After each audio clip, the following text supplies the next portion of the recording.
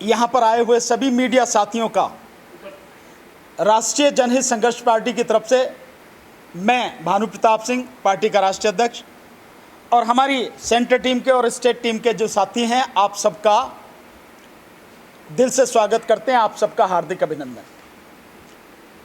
आज जो हमने मीटिंग बुलाई है, जो आप साथी पत्रकारों को बुलाया है, निवेदन किया है, वो एक बहुत महत्वपूर्ण मसले पर आपसे चर्चा करने या आपको सूचना देने के लिए हम लोगों ने बुलाया है। और वो सूचना जो है वो ये है कि आने वाले चुनाव में जो 2022 में 5 राज्यों में चुनाव होने जा रहा है, उन 5 राज्यों के चुनाव में हमारी पार्टी राष्ट्रीय जनहित संघर्ष पार्टी भी पूरी ताकत के साथ चुनावों में हिस्सा लेगी, भाग लेगी। लेकिन हम 5 के बजाय 4 राज्यों में चुनाव लड़ेंगे। जो 5 राज्य हैं, उत्तर प्रदेश, उत्तराखंड, पंजाब, मणिपुर और गोवा। हम लोग गोवा में चुनाव नहीं लड़ेंगे, हम इन 4 राज्यों में चुनाव लड़ेंगे। हाँ, हम 4 राज्यों में चुनाव लड़ेंगे। उत्तर प्रदेश, उत्तराखंड, पंजाब और मणिपुर में। और इन राज्यों की सभी सीटों पर, उत्तर प्रदेश की 403 विधानसभा सीटों पर, पंजाब की 117 विधानसभा सीटों पर, उत्तराखंड की 70 विधानसभा सीटों पर और मणिपुर की 60 विधानसभा सीटों पर हमारी पार्टी विधानसभा का चुनाव लड़ेगी।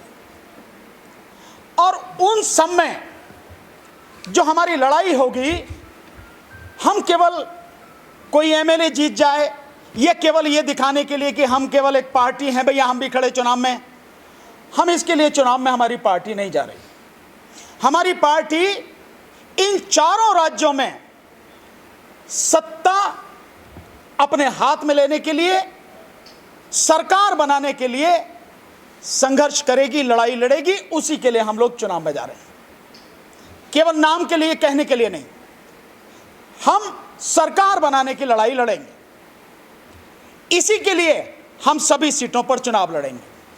और इन सब में जो हमारे मुद्दे होंगे, वो मैं एक बार आपके सामने वो मुद्दे मैं जरूर पढ़ना चाहूंगा। और मैं आप सबसे निवेदन करूंगा कि ये बात, जो मुद्दे हैं हमारे, ये हर आदमी तक, आम आदमी तक आप सबके माध्यम से पहुंचने चाहिए। हमारे मुद्दे हैं, ये जनसाधारण के मुद्दे हैं।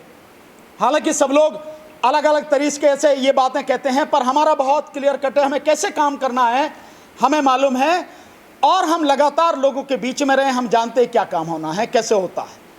इसलिए जो हमारे मुद्दे हैं, 13 मुद्दे हमारे रहेंगे जो चुनाव के लिए होंगे।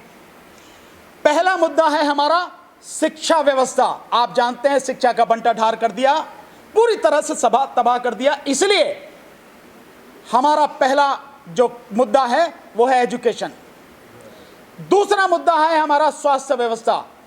वो अमीर हो, गरीब हो, इस जाति का हो, उस जाति का हो, गांव का हो, शहर का हो, आदमी हो, औरत हो, इस धर्म का हो, उस धर्म का हो, सबका हक है। सबको मेडिकल फैसिलिटी मिलनी चाहिए। केवल इसकी वजह से किसी व्यक्ति को जान का नुकसान नहीं होना चाहिए। तो स्वास्थ्य व्यवस्था ये हमारा मुद्दा है। तीसरा मुद्दा बेरोजगारी और पेंशन व्यवस्था। आप जानते हैं बेरोजगारी इस देश में कितनी, आज की तारीख में तकरीबन 30 से 35 करोड़ लोग बेरोजगार। और ये सरकार, भाजपा सरकार या और भी जो राज्य में सरकारें हैं, वो पूरी तरह से रोजगार देने में असफल रही हैं। मुझे कहने की जरूरत नहीं, आप सब जानते हैं। CMEI का डाटा अगर आप देखते हैं तो आज की तारीख में भारत में सबसे ज्यादा बेरोजगारी है। इसी कोरोना काल में जो अब दूसरी लहर है, इसी में तकरीबन 3 करोड़ लोग बेरोजगार हो गए। तकरीबन 1 करोड़ से ज्यादा जो सैलरीड क्लास के लोग हैं वो बेरोजगार हो गए। इसलिए रोजगार लोगों को मिले, अधिक से अधिक लोगों को रोजगार मिले। और जिनको पेंशन मिलती है, जो कमा नहीं सकते, जो कहीं जा नहीं सकते, चाहे विधवा हो, विकलांग हो, बूढ़े हो, उनको भी इंसान की तरह जिंदा रहने के लिए, जीवित रहने के लिए पेंशन मिले, वो हमारा मुद्दा है। चौथा मुद्दा है न्याय और कानून व्यवस्था। आज की तारीख में आप देखते हैं झूठी एफआईआर होती हैं, आप अपनी एफआईआर नहीं लिखा सकते, रिपोर्ट नहीं लगा सकते, कोई काम नहीं होता। किसी भी सरकारी डिपार्टमेंट में जाइए, आम जनता पूरी तरह से बेबस है, कोई उसकी सुनता नहीं। तो न्याय और कानून व्यवस्था ये समुचित रूप से चले, मजबूत हो, ये हमारा मुद्दा है। इसके अलावा पर्यावरण संरक्षण, तो ये पर्यावरण संरक्षण ये हमारा एक मुद्दा है। नदियां किस तरह से गंदी हो रही हैं आप सब जानते हैं, पानी जहरीला हो चुका, हवा जहरीली। पर्यावरण संरक्षण हमारा मुद्दा। एक छठा मुद्दा है खेती, किसान और कृषि कानून। किसान आंदोलन चल रहा है, कृषि कानून आपने देखे ही है किस तरह से हाहाकार मचा है, सरकार सुनने को तैयार नहीं है। इसलिए किसान को वाकई में एक सम्मानपूर्वक जीवन मिल सके, वो हमारा एक मुद्दा है। नंबर 7, मजदूर और श्रम कानून। बीजेपी ने, राज्यों ने भी और केंद्र ने भी सारे श्रम कानूनों को खत्म कर दिया। कहा यह गया कि 3 साल के लिए उनको स्थगित कर दिया, लेकिन 3 साल बाद किसको याद रहेगा क्या होगा क्या नहीं होगा, एक तरह से खत्म कर दिए गए। तो मजदूर, उसको मजदूरी मिले और उसके हक में जो कानून है उनको स्थान मिले और उसका हक सुरक्षित रहे, ये हमारा मुद्दा है। निजीकरण, आगे इसके आगे है निजीकरण और ठेका प्रथा। जो सरकारी नौकरियों में ए, बी, सी और डी ये 4 कैटेगरी होती हैं, ए और बी को छोड़ के बाकी सी और डी में पूरी तरह से ठेका प्रथा लागू की जा रही है। और ठेका प्रथा का मतलब यह है कि आप, सरकार और ठेकेदार मिलके जो मजदूर को पैसा मिलता, कर्मचारी को मिलता, उसे आप लूट लो, खा लो। क्योंकि आज भी सरकारी खजाने से तो उतना ही पैसा जाता, मानो कोई क्लर्क है या कोई चपरासी है, उसको आपने प्राइवेट में रख लिया, उसके नाम से जितना पैसा सरकार से उतना जा रहा, लेकिन ठेकेदार ने दिया तो वो ठेकेदार खा रहा है और उस ठेकेदार से मिलकर सरकार खा रही है। ये बंदरबाट हो रही है। तो जब सरकारी खजाने से उतना ही पैसा जा रहा तो वो आदमी को सीधे क्यों ना मिले। तो ये ठेका प्रथा खत्म करना। और जिस तरह से मोदी जी बिना तराजू के देश को बेचे दे रहे हैं अपने यारों को, पूंजीपतियों को, वो निजीकरण रोकना है, क्योंकि निजीकरण इस देश की तबाही का एक बहुत बड़ा कारण बनेगा। और वैसे भी शेड्यूल कास्ट, शेड्यूल ट्राइब्स और ओबीसी का आरक्षण खत्म करने का ये पर्दे के पीछे का एक खेल है कि उनका आरक्षण पूरी तरह से खत्म किया जाए, उसके लिए सारा किया जा रहा है। तो निजीकरण और ये ठेका प्रथा हमारा एक मुद्दा। आगे बिजली और पानी, आप समझते हैं बिजली और पानी की क्या स्थिति है, तो आप समझ सकते हैं।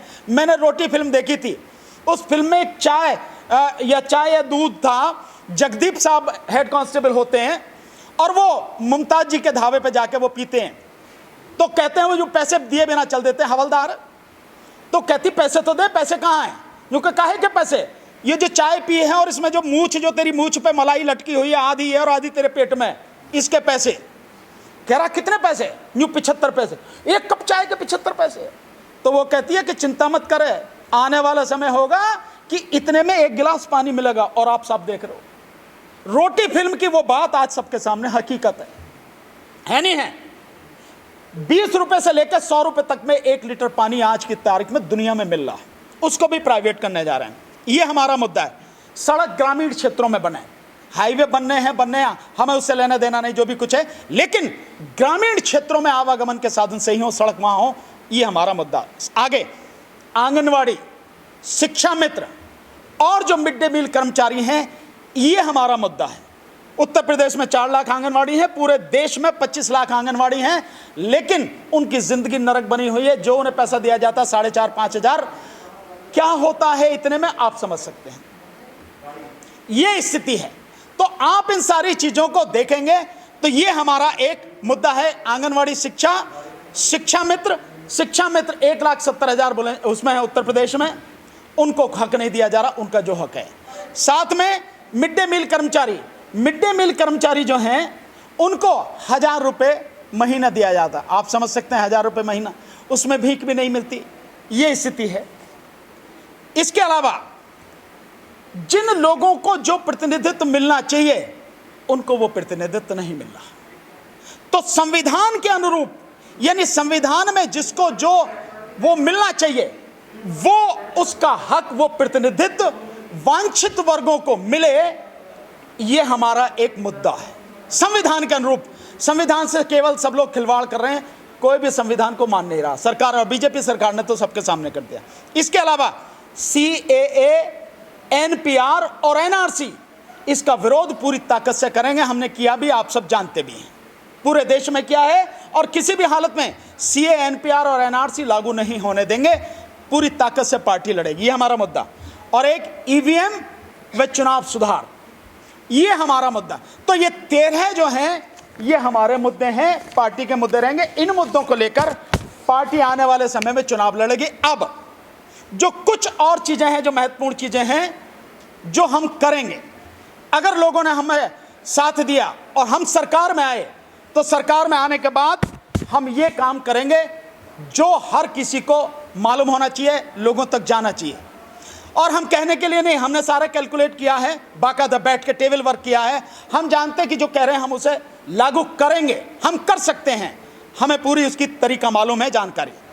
नंबर 1,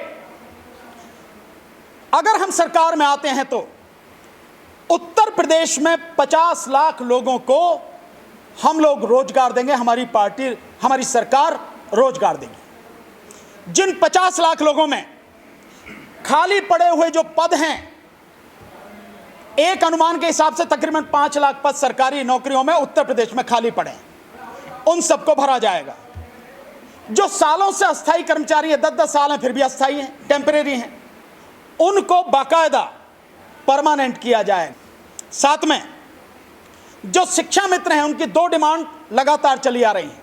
उत्तर प्रदेश में 1,70,000 शिक्षा मित्र हैं, कोई सुनने वाला नहीं है, कई लोगों ने आत्महत्या कर ली है। कोई भी सरकार, और ये बीजेपी सरकार ने तो वादा करके भी मुकर गई, इन सब ने जो किया, तो ये जो सरकार ने नहीं किया जो करना चाहिए था, उन शिक्षा मित्रों को हमारी सरकार अगर आती है तो उनको 40,000 रुपये प्रति माह वेतन जो वो मांग रहे हैं, जो एक सहायक अध्यापक का वेतन होता है वो, और सहायक अध्यापक का पद, ये वो मांग रहे हैं, ये दोनों मांगे उनकी जो हम पूरी की जाएंगी। साथ में जो आंगनवाड़ी बहनें हैं, उन आंगनवाड़ी बहनों को उनकी डिमांड चली आ रही है, हम लोगों ने उनके साथ में लगातार काम किया। 2 महीने उत्तर प्रदेश में हमने उनके आंदोलन में भाग लिया। पिपल साहब हमारे साथ में खड़े हैं, राजकुमार जी हमारे साथ में खड़े हैं, आप सारे साथियों ने कवर किया। हमारे साथी जो हैं संदीप जी हैं, बहुजन टीवी वाले, इन्होंने सबने कवर किया, सबने देखा। तो उन जो आंगनवाड़ी हमारी बहनें हैं, उन आंगनवाड़ी बहनों को उनकी मांग हमारी सरकार पूरी करेगी, और 20,000 रुपये प्रति माह जो उनका मानदेय है, हम वो मानदेय उनको देंगे। ये हमारी पार्टी काम करेगी। साथ में मिड डे मील वर्कर हैं, 1,000 रुपये मिलते हैं, कोई सुनने वाला नहीं, तो मिड डे मील वर्कर को 9,000 रुपये प्रति माह उसको मानदेय दिया जाएगा। इसके साथ साथ जो गरीब हैं, उन गरीबों में जो विधवा हैं, जो वृद्ध हैं और जो विकलांग हैं, उन सबको 3,000 रुपये प्रति माह के हिसाब से हमारी सरकार मासिक पेंशन उनको देगी। हर माह पेंशन 3,000 रुपये के हिसाब से उनको दी जाएगी। साथ में जितने भी लोग हैं, बच्चे हैं, पढ़ने वाले बच्चे, ग्रेजुएशन तक यानी स्नातक, बीए, बीएससी, बीकॉम जिसे आप कह सकते हैं, ग्रेजुएशन तक सबको फ्री और समान एजुकेशन दी जाएगी। आप जानते हैं एजुकेशन हमारा पहला मुद्दा है, तो हम इस मुद्दे के तहत बाकायदा इस जो प्रदेश के जितने भी बच्चे हैं, ग्रेजुएशन तक हम उनको बाकायदा फ्री और इक्वल एजुकेशन देंगे। और साथ में जो किसान हैं, आप जानते हो उत्तर प्रदेश में गन्ना किसान, उसकी कोई सुनने वाला नहीं। करीब 15,000 करोड़ रुपए बकाया गन्ना किसान का पिछले 2 साल से पड़ा है, कोई सुनने को तैयार नहीं। प्रधानमंत्री ने 17,000 रुपए के अपने लिए 2 जहाज तो मंगा लिए। 20-22 हजार करोड़ रुपए लेके जबरदस्ती बिल्डिंगों को तोड़ के विस्ता प्रोजेक्ट, जिसमें प्रधानमंत्री का घर भी है, नई संसद भी, वो भी बनाया जा रहा है। लेकिन किसानों को उनकी जो उपज का, मेहनत का जो पैसा है, गन्ने का पैसा, वो नहीं दिया जा रहा।